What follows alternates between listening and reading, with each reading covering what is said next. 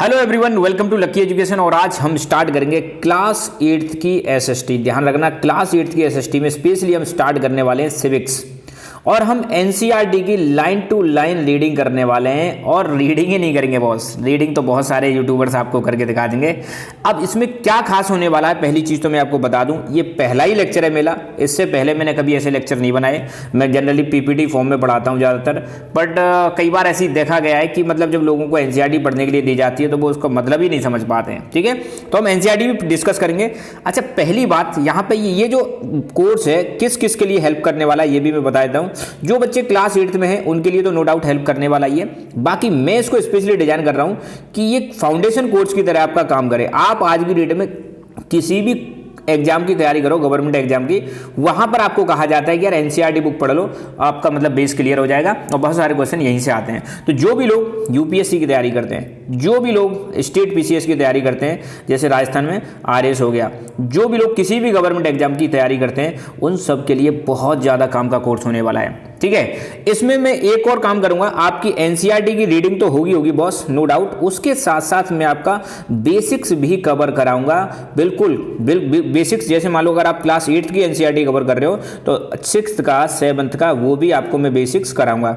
और अगर मुझे लगेगा जरूरत कि इससे काम नहीं चलने वाला है तो मैं भाई आपको एडवांस्ड चीज़ें भी बताऊंगा। एडवांस्ड साथ के साथ में मैं आपको ये भी बताऊंगा करंट से रिलेट करके, कि अगर कोई टॉपिक आ रहा है तो उसका वर्तमान में करंट से क्या संबंध है, उसको भी रिलेट करके बताऊंगा।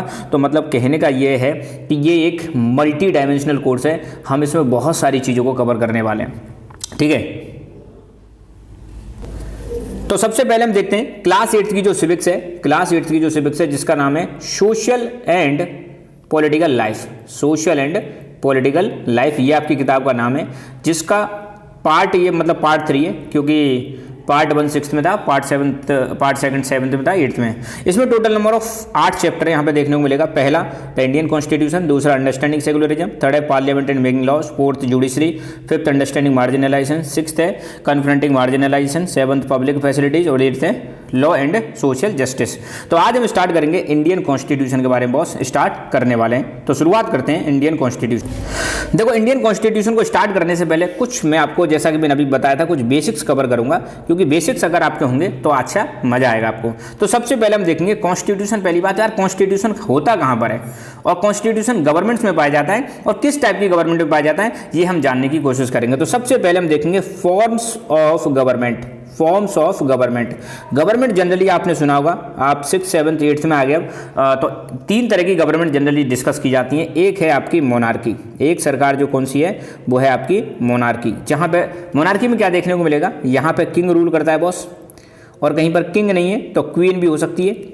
यहां पर 2 चीज होती हैं, एक तरफ होता है राजा और दूसरी तरफ होती है उसकी प्रजा। प्रजा को बोलते हैं सब्जेक्ट्स, है ना। तीसरी बात, यहां पर कोई कॉन्स्टिट्यूशन नहीं होता है बॉस। क्या नहीं होता है? कोई भी कॉन्स्टिट्यूशन नहीं होता है, कोई भी फंडामेंटल राइट्स नहीं होते हैं। आप यहां पर यूं नहीं कह सकते यार हमें इक्वलिटी दो, हमें फ्रीडम दो, ऐसी सारी चीजें यहां पे देखने को नहीं मिलेंगी। ठीक है, मोनार्की जिसको बोलते हैं राजा वाला सिस्टम, राजशाही तंत्र बोलते हैं, राजतंत्र बोलते हैं, राजा की चलती है। पहले के टाइम में आपने एंशिएंट हिस्ट्री में पढ़ा होगा तो हर जगह पर क्या देखने को मिलेगा आपको, मोनार्की। इवन मिडिवल हिस्ट्री में भी आपने पढ़ा होगा, वहां पर भी क्या देखने को मिलेगा, मोनार्की। जैसे फॉर एग्जांपल गुप्ता एम्पायर के बारे में पढ़ा होगा आपने, मौर्य एम्पायर के बारे में पढ़ा होगा आपने, दिल्ली सल्तनत के बारे में पढ़ा होगा, मुगल एम्पायर के बारे में पढ़ा होगा। ये सब क्या है, मोनार्की के ही एग्जाम्पल है। एक तो सरकार ये होती है, ध्यान रखना, मोनार्की में एक सिस्टम चलता है, वचन ही शासन है, राजा ने जो बोल दिया वही फाइनल है, और यहाँ पे कोई संविधान नहीं होता है, कोई इलेक्शन नहीं होता है।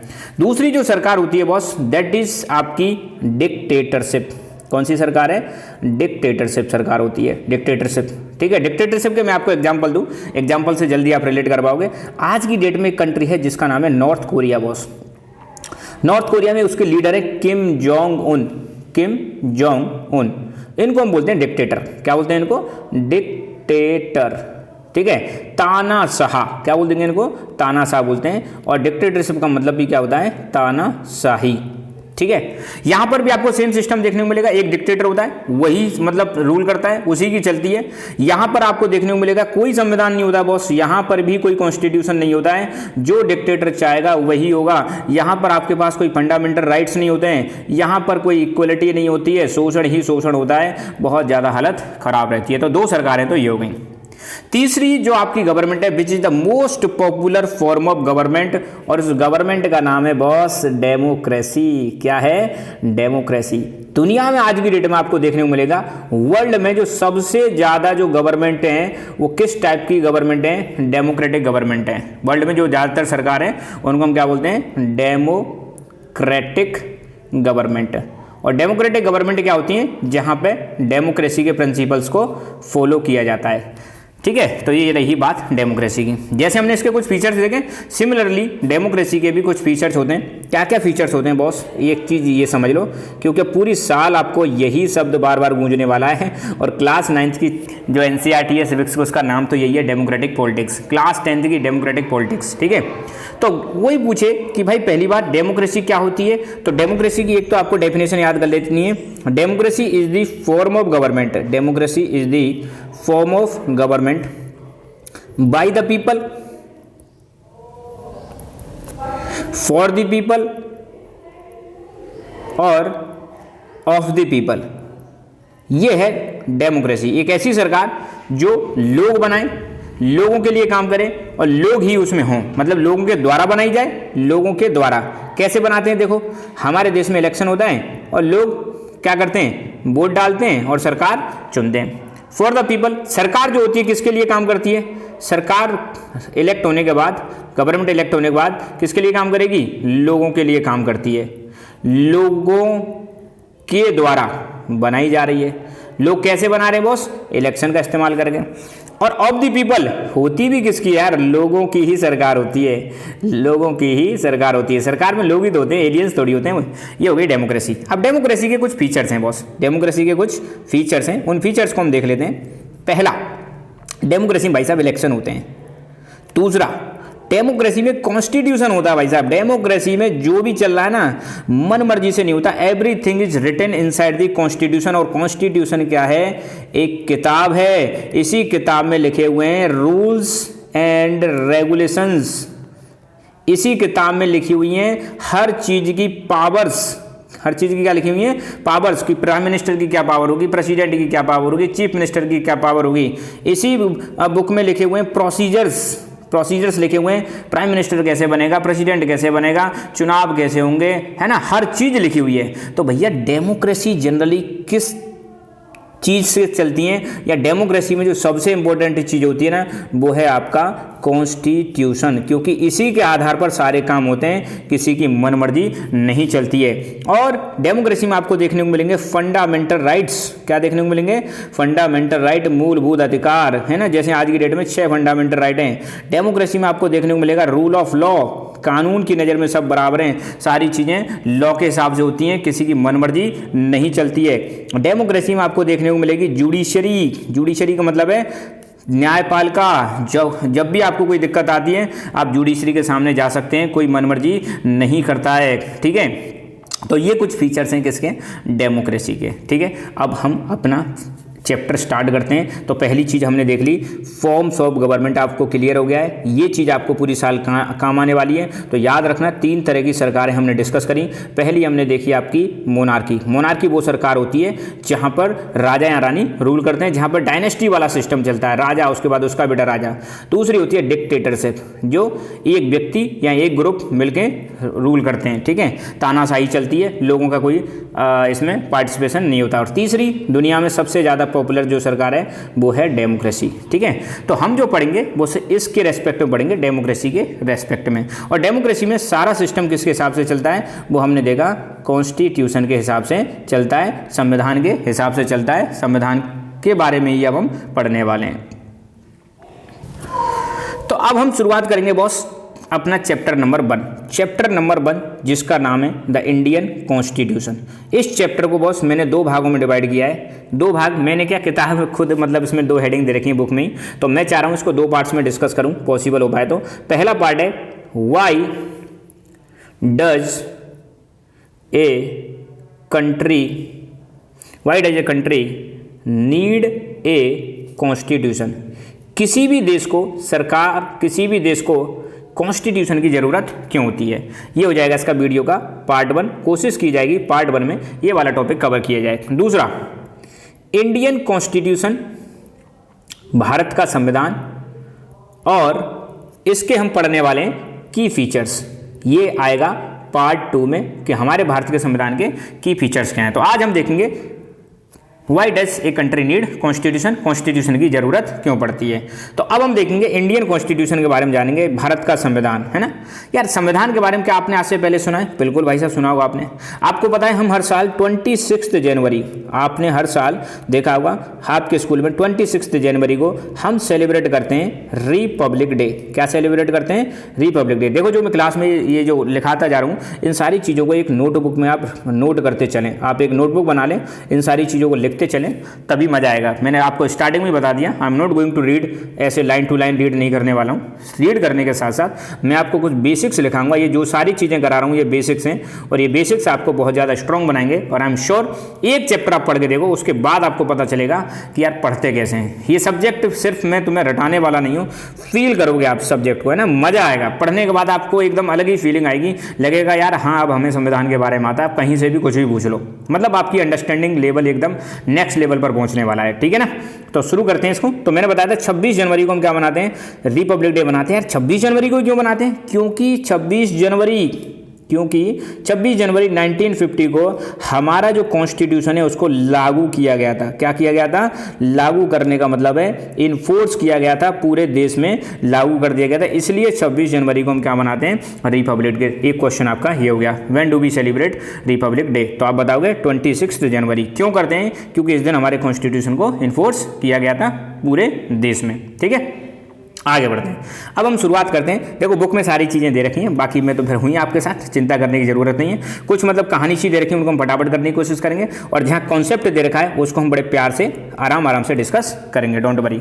तो इंडियन कॉन्स्टिट्यूशन, तो क्या दे रखा है इसमें? In this chapter we are going to begin with a football game,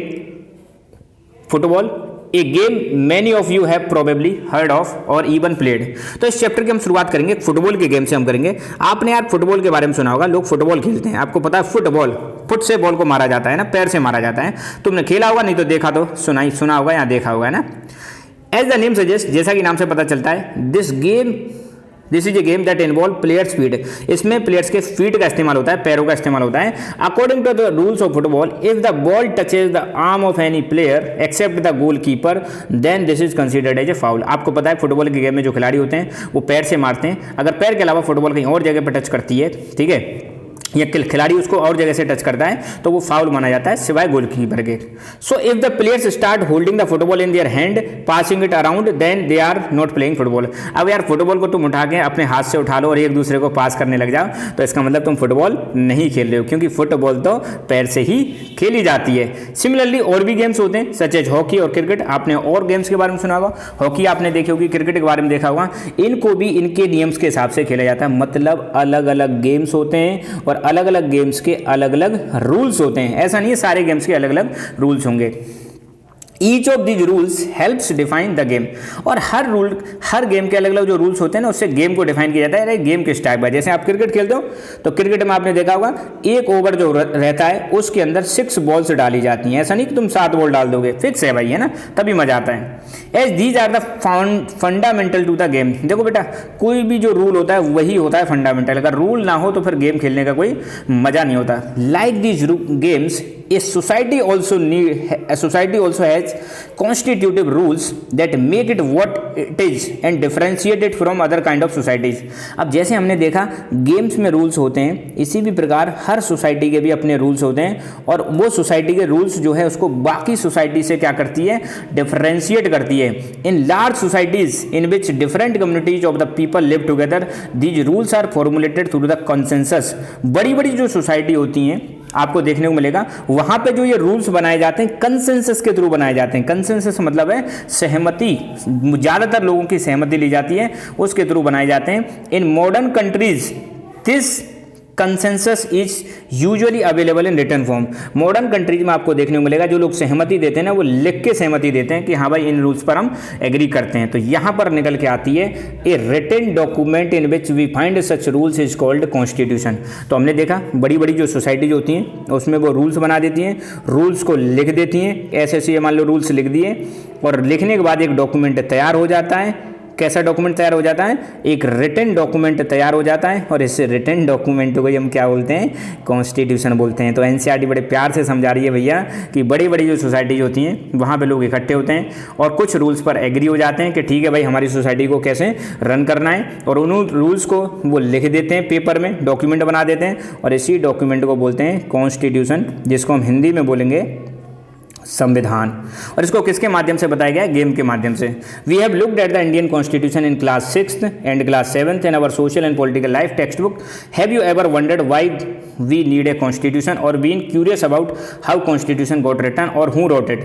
तो देखो इसके बारे में हमने थोड़ा क्लास 6th में भी पढ़ा था कॉन्स्टिट्यूशन के बारे में, और क्लास 7th में भी पढ़ा था। क्या आपने कभी सोचा यार इस संविधान को कैसे बनाया गया होगा, कैसे लिखा गया होगा, किसने लिखा होगा? तो इस चैप्टर में हम दोनों चीज़ों के बारे में डिस्कस करने वाले हैं कि हमारा संविधान कैसे लिखा गया था, किसने लिखा था, इन सारी चीज़ों के बारे में चर्चा करेंगे, और साथ ही साथ में की फीचर्स के बारे में भी देखेंगे। हमारे संविधान के मेन फीचर्स क्या हैं, और ये फीचर जो है ना ये हमारी डेमोक्रेसी के वर्किंग के लिए बहुत ज़्यादा इंपॉर्टेंट है, और बाकी चीज़ों को हम अलग अलग चैप्टर्स में डिस्कस करेंगे। तो अब हम शुरू करने वाले हैं भाई अपना पहला टॉपिक नंबर 1, जिसका नाम है why does a country need constitution. किसी भी कंट्री को संविधान की ज़रूरत क्यों पड़ती है? ठीक है, तो शुरुआत करते हैं इसकी। तो पहले तो यहाँ पे एक पिक्चर दिखा रखी है, इस पिक्चर को आप देख लो भाई आराम से। तो पिक्चर है why does a country need constitution, picture यहाँ पे दिखा रखी है। ये है भाई आपकी एक इन 1934 Indian national Congress made the demand for a constituent assembly. ध्यान देना 1934 में एक पार्टी है जिसका नाम है इंडियन नेशनल कांग्रेस, इसने डिमांड करी कि हमारे लिए कॉन्स्टिट्यूएंट असेंबली होनी चाहिए। क्या होनी चाहिए? Constituent assembly. अभी चिंता ना करें बिल्कुल, अब इनको मैं समझाऊंगा बड़े प्यार से, ठीक है। ड्यूरिंग वर्ल्ड वॉर सेकंड चल रहा था, यहाँ लिख देता हूँ मैं, वर्ल्ड वॉर सेकंड जो चल रहा था बॉस 1939 से, इनको आप लिख लेना 1945 के बीच में हुआ था सेकंड वर्ल्ड वॉर, ठीक है। This assertion for independent constituent assembly formed only of Indians gained momentum। तो सेकंड वर्ल्ड वॉर के दौरान लोगों ने कहा नहीं नहीं भाई अब तो हमें बिल्कुल चाहिए भाई कॉन्स्टिट्यूएंट असेंबली ही चाहिए। और कॉन्स्टिट्यूएंट असेंबली क्या है? ये ड्राफ्ट करेगी कॉन्स्टिट्यूशन को। क्या करेगी? ये ड्राफ्ट करेगी कॉन्स्टिट्यूशन को। अभी हम चर्चा करेंगे, वरी नोट है ना। This was convened in December 1946 and यहाँ पर पेज में दिया गया है, ये जो मेंबर बैठे हैं ये कॉन्स्टिट्यूएंट असेंबली के मेंबर हैं। तो देखो बॉस ये जो पिक्चर है ना बॉस, ये किसकी पिक्चर है? कॉन्स्टिट्यूएंट असेंबली की पिक्चर है, कॉन्स्टिट्यूएंट असेंबली। अभी हम पूछ रहे थे ना यार भारत का संविधान किसने बनाया, who formed this constitution of India. तो हमारा भारत का संविधान बनाया इस कॉन्स्टिट्यूएंट असेंबली ने। तो कॉन्स्टिट्यूएंट असेंबली क्या है? जिसने हमारे संविधान को बनाया। कॉन्स्टिट्यूएंट असेंबली में कौन है? इसमें लोग थे, एक तो ब्रिटिश इंडिया के लोग थे, ठीक है। ब्रिटिश इंडिया में जो प्रोविंसेस हुआ करते थे उनके लोग हुआ करते थे, अलग अलग प्रोविंसेस हुआ करते थे, प्लस अंग्रेजों के टाइम पे कुछ प्रिंसली स्टेट हुआ करते थे, राजा महाराजाओं वाले, उनके भी इसमें मेंबर्स हुआ करते थे। और ये कॉन्स्टिट्यूएंट असेंबली की पहली मीटिंग होती है 9 दिसंबर 1946 को। 9 दिसंबर 1946 को कॉन्स्टिट्यूएंट असेंबली की पहली मीटिंग होती है, और यहाँ पर पहली मीटिंग के दौरान आपको संविधान बनने का प्रोसेस स्टार्ट हो जाता है। तो कॉन्स्टिट्यूशन बनने का प्रोसेस मैं आपको बता दूं 1946 से स्टार्ट हुआ था, 1949 में हुआ था। और आपका संविधान बनने में जो टोटल समय लगा था वो लगा था 2 साल 11 महीने 18 दिन। 2 साल 11 महीने 18 दिन लगे थे हमारे भारत के संविधान को बनने के लिए, ठीक है। तो बिटवीन दिसंबर 1946 से नवंबर 1949 constituent assembly drafted a constitution for an independent India free to shape their destiny at last after 150 years of British rule. The members of Constituent Assembly approached this task with great idealism that freedom struggle had helped produce. You will read more about the work of Constituent Assembly in later in this chapter. तो Constituent Assembly के बारे में आप बाद में देखोगे। और यहाँ पर आप देखोगे यहाँ पे हमारे भारत के पहले प्राइम मिनिस्टर एड्रेस कर रहे हैं किसको? कॉन्स्टिट्यूएंट असेंबली को। यहाँ पर ये देख सकते हो ये हैं पंडित जवाहरलाल नेहरू। भारत के पहले प्रधानमंत्री कौन है? JL नेहरू। ये संविधान सभा, अच्छा कॉन्स्टिट्यूएंट असेंबली को हम हिंदी में क्या बोलते हैं? संविधान सभा, क्या बोलेंगे? संविधान सभा। देखो अब मैं 4-5 पॉइंट यहाँ पर आपके ड्राफ्ट करना चाहता हूँ, निकालना चाहता हूँ इस वाले फोटो से। पहली चीज़, भारत के संविधान को किसने बनाया? नो डाउट भारत के लोगों ने, मगर भारत के लोग कहाँ पर बैठे थे, किस जगह पर बैठ के इन्होंने बनाया था? तो एक कॉन्स्टिट्यूएंट असेंबली बनाई गई थी, वहाँ पर इन्होंने बनाया था। तो आपको पूछें, संविधान सभा ने बनाया, ठीक है, संविधान सभा, कॉन्स्टिट्यूएंट असेंबली। कॉन्स्टिट्यूएंट असेंबली की सबसे पहले डिमांड कब हुई थी? इस चैप्टर के अनुसार 1934 में डिमांड हुई थी। किसने करी थी? एक पार्टी थी जिसका नाम था इंडियन नेशनल कांग्रेस, इसने डिमांड करी थी। और ये डिमांड 1939 से 1945 के बीच में और ज़्यादा बढ़ जाती है। कॉन्स्टिट्यूशन को बनने में कितना टाइम लगा? तो कोई पूछे कॉन्स्टिट्यूशन को बनने में लगा, भाई बताना है आपको। तो 2 साल 11 महीने 18 दिन। कॉन्स्टिट्यूएंट असेंबली ने काम करना स्टार्ट किया था 1946 में, और कब तक काम करती है? 1949 के बीच में। ध्यान रखना, दिसंबर 1946 से काम स्टार्ट होगा, नवंबर 1949 तक कॉन्स्टिट्यूएंट असेंबली अपना काम करेगी। अंडरस्टूड? और भारत के पहले प्रधानमंत्री कौन थे? तो आपको बताना है, first prime minister of India, first PM of India. तो आपको नाम बताना है, हमारे भारत के पहले प्रधानमंत्री थे पंडित जवाहरलाल नेहरू। देखो अब पहले ही लेक्चर में मैं सारी चीज़ें तो नहीं बता सकता, पर धीरे धीरे ऐसे ही करके हम चलते रहेंगे और आगे बढ़ते रहेंगे, ठीक है बॉस। तो यहाँ पे कुछ चीज़ हमने ड्रॉ करी कि हमारे भारत का संविधान जो है किसने बनाया था? कॉन्स्टिट्यूएंट असेंबली ने बनाया था। अब कॉन्स्टिट्यूएंट असेंबली के बारे में 4-5 पॉइंट आप लिख लो। इसकी एक मीटिंग हुई थी, फर्स्ट मीटिंग, कॉन्स्टिट्यूएंट असेंबली की फर्स्ट मीटिंग, पहली जो मीटिंग हुई थी, फिर हम देखेंगे वो हुई थी 9 दिसंबर 1946 को। कॉन्स्टिट्यूएंट असेंबली ने क्या किया था? It drafted Indian constitution, Bharat के संविधान को बनाया था। भारत के संविधान को बनाने में आपको पता है एक लीडर है doctor Bhimrao Ambedkar ji.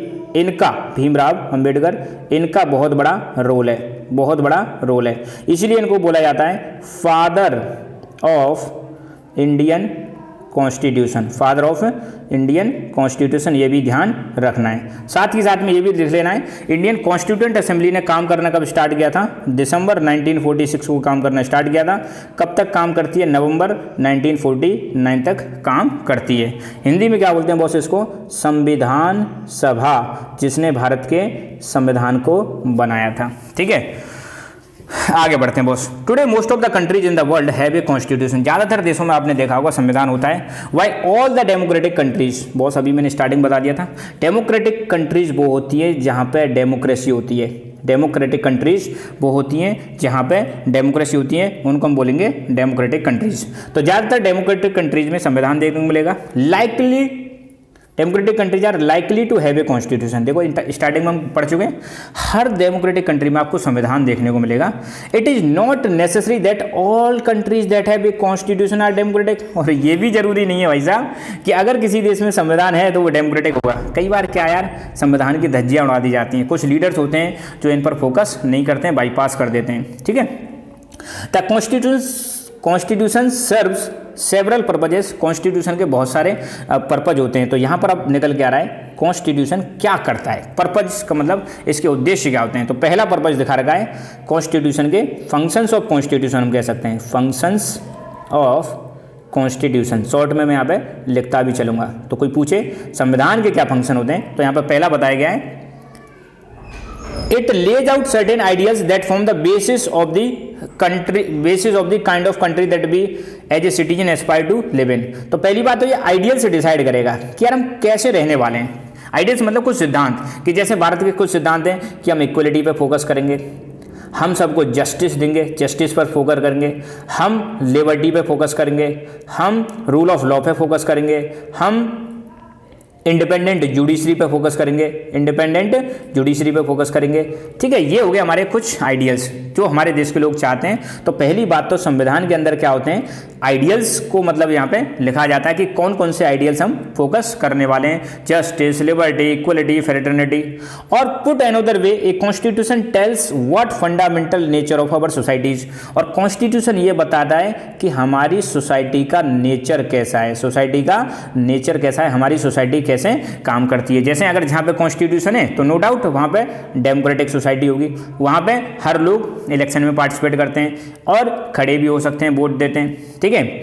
A country is usually made up of different communities of the people who share certain beliefs but may not necessarily agree on all issues. एक देश में आपको देखने को मिलेगा अलग अलग तरह की कम्युनिटीज होती हैं और सबके अलग अलग बिलीफ होते हैं और कुछ बिलीफ इनके कॉमन होते हैं, पर जरूरी नहीं है ये सब एक ही इशू पर एग्री हो जाएं। A constitution helps serve as a set of rules and principles that all persons in the country can agree upon as the basis of the way in which they want to the country to be govern. तो आपको देखने को मिलेगा constitution में कुछ set of rules होते हैं जो स्टार्टिंग बता दिया, और उन रूल्स पर मोस्ट ऑफ द कंट्री के जो लोग होते हैं वो एग्री हो जाते हैं कि ठीक है भाई, इन रूल्स के आधार पर हम अपने देश को गवर्न करेंगे। देखो अब सिंपल सी बात है, आप अगर बड़े देश में रह रहे हो, वहाँ पर कुछ रूल्स लेके आ रहे हो तो 100% लोग आप एग्री नहीं होंगे, सबकी अलग अलग राय होंगी।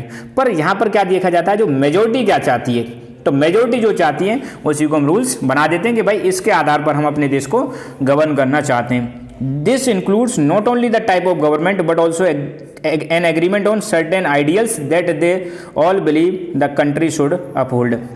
तो यहाँ पर क्या होता है आपको देखने को मिलेगा, यहाँ हम आइडियल्स को भी फोकस करते हैं कि किन किन आइडियल्स पर हम अपने देश को चलाना चाहते हैं, किस टाइप की सरकार हम चाहते हैं, तो ये वाली बात हो जाती है। तो यहाँ पर कुछ देख सकते हो, फोटो दिखा रखे हैं, ये नेपाल का फोटो दिखा रखा है। The country of Nepal has witnessed several peoples struggle for democracy. Nepal में लोगों ने डेमोक्रेसी के लिए बहुत ज़्यादा स्ट्रगल किया था, है ना। There was a peoples struggle in 1990 में नेपाल में एक स्ट्रगल देखने को मिलेगा that establish democracy that lasted 12 years until 2002। तो नेपाल में 1990 में लोगों ने प्रोटेस्ट किया था, कुछ फॉर्म ऑफ डेमोक्रेसी देखने को मिलती है, मगर 2000 में वो डेमोक्रेसी क्या हो जाती है, 12 साल के अंदर खत्म हो जाती है। इन अक्टूबर 2002 में अक्टूबर में क्या देखने को मिलेगा, यहाँ के एक राजा थे किंग ज्ञानेंद्र, राजा का नाम क्या दे रखा है, किंग ज्ञानेंद्र। कहाँ की बात चल रही है, नेपाल की बात चल रही है। Citing the Maoist uprising in the countryside as his region began taking different aspect of the government with army assistant। तो यहाँ पर किंग ज्ञानेंद्र जो होते हैं कहते हैं कि भाई यहाँ पे माओवादियों ने प्रोटेस्ट कर रखा है, यहाँ पर माओवादी मतलब गलत काम कर रहे हैं, तो उसने गवर्नमेंट की आर्मी को यूज करके उनको हटाने लग जाते हैं। The king then finally took over the head of the government in February 2005।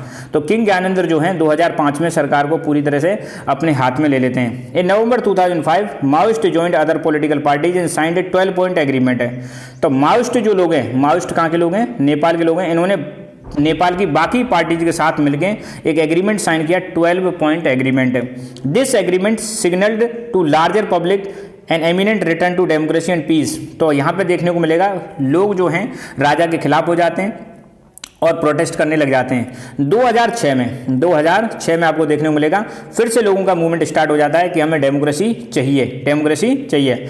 It repeatedly refuse to small concessions that king made and finally in April 2006 king restored the third parliament and asked the political parties to form a government।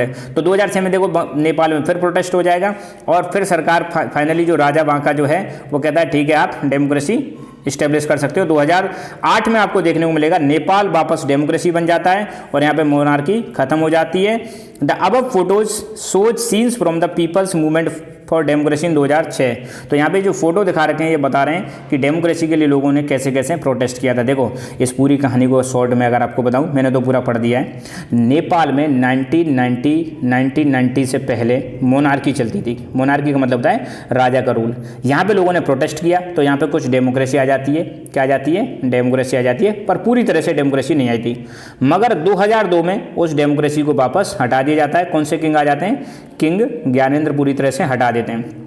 फिर ज्ञानेंद्र के खिलाफ लोग फिर protest करते हैं और 2006 में फिर दोबारा से यहाँ पर नेपाल में क्या होता है, प्रोटेस्ट होता है कि बॉस हमें तो पूरी तरह से डेमोक्रेसी चाहिए। और फाइनली 2008 में वापस नेपाल में डेमोक्रेसी आ जाती है। तो आप कह सकते हो नेपाल 1990 से पहले क्या हुआ करता था, मोनार्की, और पूरी तरह से डेमोक्रेसी नेपाल में कब स्टेब्लिश हुई थी, 2008 में। और नेपाल का जो नया संविधान बनाया गया था वो 2015 में बनाया गया था। और नेपाल आपको पता है हमारा पड़ोसी देश है। कहाँ पर आता है नेपाल, अगर आपको मैं बताऊँ थोड़ा सा, नेपाल का मैप दिखा देते हैं बॉस लोग, भाई यहाँ बना देते हैं एक नेपाल का मैप। ये तो है अपना प्यारा भारत, ठीक है। नेपाल कहाँ देखने को मिलेगा आपको, यहाँ पर आपने पढ़ा होगा भाई साहब, ये है आपका नेपाल, ठीक है। तो नेपाल के बारे में भी याद रखना है आपको। ओके, आगे हम पढ़ना स्टार्ट करते हैं। Let us try to understand what we mean by this through two contrasting situations in the recent history of Nepal. Nepal में हमने क्या देखने को मिला, एक country that borders India on north. आपको पता है नेपाल जो है इंडिया के नॉर्थ में आता है, अभी हमने बताया था इंडिया के नॉर्थ में कंट्री आता है। Nepal was a monarchy, the previous constitution of Nepal which had been adopted in 1990।